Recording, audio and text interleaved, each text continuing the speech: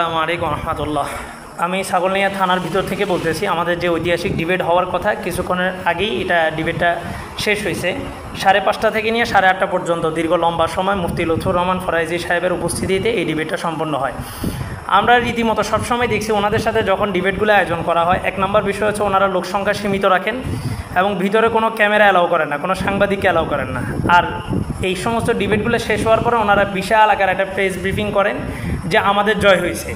আসলে ওনাদের জয় পরাজয়ের মূল থিসিস যেগুলো, ওনাদের মূল বিষয়বস্তু যেগুলো, এগুলোর উপর যদি আপনি একটু নজর দেন দেখবেন যে বিষয়গুলো এতটাই হালকা যে ওনাদের জয়লাভ করা সম্ভব কিনা, অথেন্টিক কোনো দলিল এই বিষয় সম্পর্কে দেওয়া সম্ভব কিনা। ওনারা যে সমস্ত জিনিসগুলো নিয়ে ডিবেট করেন ম্যাক্সিমাম বিষয়গুলো দেখেন। 1 নম্বর বিষয়, ওনারা নামাজে হাত উপরে বাঁধবেন না নিচে বাঁধবেন, 1 নম্বর বিষয়। 2 নম্বর, আমিন জোরে বলবেন না আস্তে বলবেন। 3 নম্বর বিষয়, মুনাজাত করবেন কি করবেন না। 4 নম্বর বিষয়, শবে বরাত পালন করবেন কি করবেন না। তারাবি 8 রাকাত পড়বেন না 12 রাকাত। এই যে ছোট ছোট বিষয়গুলা, এইগুলাতে ওনারা যে জিতবে, দলিল যে মজবুত দিতে পারবে ওরকম কোনো দলিল নেই। কারণ মজবুত দলিল যদি হতো তাহলে নামাজে নিয়ত বাঁধাটা ফরজ হয়ে যেত, আমিন বলাটা ফরজ হয়ে যেত, নামাজের পরে দোয়া না করাটা ফরজ হয়ে যেত। অথচ এই সমস্ত বিষয়গুলো হচ্ছে সুন্নত। আল্লাহ রসুল কখনও নিয়ত বাঁধছেন উপরে, কখনও নিচে বাঁধছেন, ওনাদের দলিলও মজবুত আছে। তবে আল্লাহ রসুল অনেক সময় এরসাল, হাত ছেড়ে দিয়েছেন, হাত বাঁধেনি নেই, উপরেও বাঁধেন নাই নিচেও বাঁধেন নাই, যেটা মালিকি মাযহাব আমল করে থাকে। তাহলে যেখানে এরসালের আমল আছে সেখানে এই বিষয়টা নিয়ে তর্ক করা যে হাত উপরে হবে না নিচে হবে, আমিন জোরে না আসতে, অথচ আমিন না বললেও কোনো সমস্যা নেই, মুনাজাত করবেন কি করবেন না, করলেও কোনো সমস্যা নেই, না করলেও কোনো সমস্যা নেই। নামাজের বাহিরের বিষয় যে ছোটোখাটো বিষয়গুলো, এগুলাতে মজবুত কোনো দলিল দেওয়ার মতো ওনাদের অবস্থান নেই। এরপরে জুমার খুতবাটা বাংলায় দিবে না আরবি দিবে, যৌক্তিক একটা দাবি। জুমার দিন আমরা 2 রাকাত নামাজ পড়ি কেন? অন্য দিন জোহরের নামাজ 4 রাকাত, জুমার দিন সেটা 2 রাকাত হলো কেন? মূলত জুমার দিন 2টা খুতবাকে 2 রাকাতের স্থলাভিষিক্ত করা হয়েছে। তাহলে আমার প্রশ্ন হলো, নামাজ যদি আপনি আরবিতে পড়েন তাহলে নামাজের স্থলাভিষিক্ত 2টা খুতবা সেটা আপনি বাংলায় কেন দিবেন? সেটা তো আরবিতে দেওয়া উচিত। আসতেছি।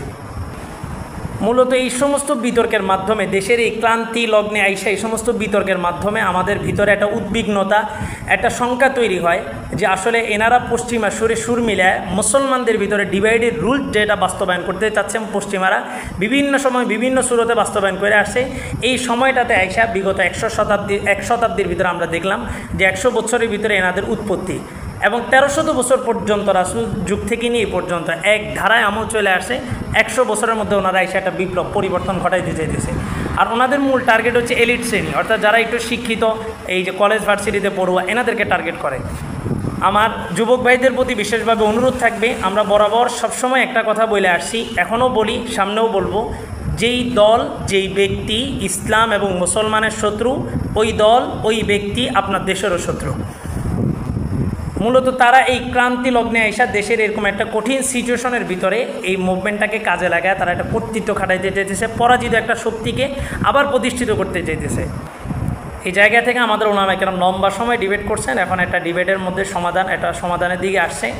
এই মসজিদ কর্তৃক যে মসজিদটাতে সমস্যা তৈরি হয়েছে, এই মসজিদটা এখন কমিটি এবং মহল্লার ম্যাক্সিমাম লোকের রায়ের উপরে চলবে। ওনারা কি করেন, আশপাশে সব মসজিদগুলোতে আজান হয়, আসরের আজান 4:30 পৌনে 5টায়, 5টার দিকে আজান হয়, ওনারা 3:30 আজান দিয়ে দেন। সেহরির সময় সব মসজিদে একরকম সেহরির সময় শেষ হয়, ওনারা অন্য সময় আজান দিয়ে, যে একটা লম্বা সময় এই সমস্ত ঝামেলাগুলো তৈরি হইতেছে। বিদায় আমাদের ওলামায়ে কেরাম চাইলেন এটার একটা স্থায়ী সমাধান হওয়ার জন্য। এই জন্যই মূলত আজকে ডিবেটের আয়োজনটা করা। কিছুক্ষণ আগে ওনাদেরই এক শায়েখের সাথে আমার কথা হলো, বললাম যে এই যে ডিবেট করতেছেন এগুলো কি রাসূলের যুগে ছিল নাকি? এই ডিবেট যে করতেছেন আপনারা তো রাসূলের যুগে যেটা আছে, রাসূল যেটা বলছেন ওটাই মানবেন, এটা বাহিরে যাবেন না। এই যে ডিবেট, এটা কি রাসূলের যুগে ছিল নাকি? তো উনি বললেন যে আমি রাসূলের যুগে ছিলাম না, আমি জানি না। তা আমি বললাম যে রাসূলের যুগে ছিলেন না, আপনি জানেন না, তাহলে আপনি যে টুপিটা পরতেছেন এটা তো রাসূলের একটা সুন্নত, আপনি তো রাসূলের যুগে ছিলেন না, আপনি এই টুপি কেন মানতেছেন? তো উনি বললেন যে আমি আপনাকে দেখে টুপি অনুসরণ করতেছি। তা আমাকে দেখে যদি আপনি টুপি অনুসরণ করতে পারেন, আমি তো নাবির নিচে হাত বাঁধি, আমারে দেখে তো আপনি ওটাও করতে পারেন। মূলত ওনাদের দাবি যেটা করেন ওটাও সলিড দাবির, প্রামাণিকতা আছে, হাদিস দ্বারা প্রমাণিত আছে। কিন্তু সমস্যা হয় কি, ওনারা সবসময় আমাদেরকে প্রতিপক্ষ বানান, যার কারণে আমরা এই সমস্ত ডিবেটের আয়োজনগুলো করে ওনাদেরকে একটা দোনোটাই জায়েজ, উপরে বাঁধা নিচে বাঁধা, আমিন জোরে বলা আস্তে বলা, দোয়া করা না করা, সব কিছুই জায়েজ। কিন্তু একটা সমাজে যখন একটা জায়েজ সুন্নতের উপর আমল চলে তখন আরেকটা জায়েজ সুন্নত ওখানে প্রবেশ করানো হোসাইন আহমদ মাদানী রহমতুল্লাহ আলাইহি বলছেন এটা হচ্ছে ফিতনা।